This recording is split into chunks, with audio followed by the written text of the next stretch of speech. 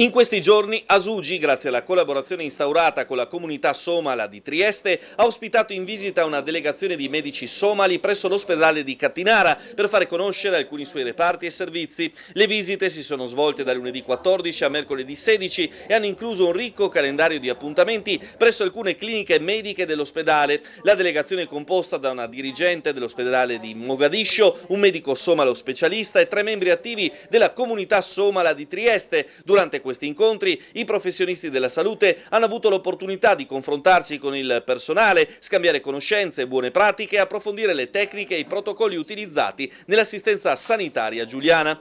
It's very important in a country where we are now trying to develop our health system and other sectors of the country that we develop the human capacity in the country, and for that collaborations with. È importante per un paese come il nostro, dove stiamo sviluppando il sistema sanitario, sviluppare anche le capacità dei medici, e per questo sono importanti le collaborazioni con le istituzioni mediche di altri paesi. Perciò è un piacere collaborare con Asugi in Italia. Abbiamo discusso per la collaborazione degli staff sanitari in Somalia, ma anche per poter utilizzare le esperienze di Asugi per migliorare la nostra sanità e lavorare insieme per la ricerca, che riteniamo molto importante.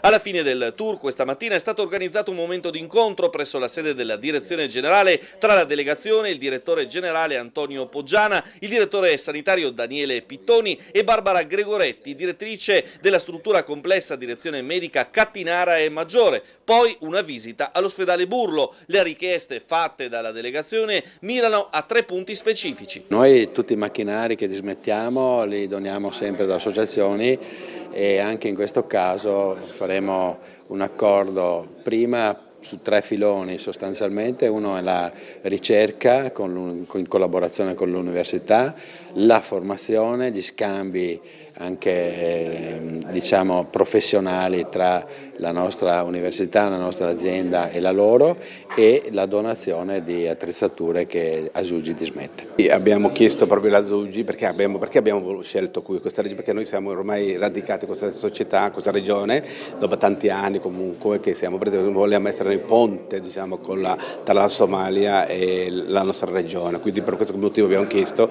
la collaborazione che sia attivato a livello diciamo, regionale, quindi a livello della Trieste o dell'ospedale triestino, in modo che ci diano magari queste attrezzature che saranno dismesse, almeno che noi abbiamo bisogno come donazioni in Somalia.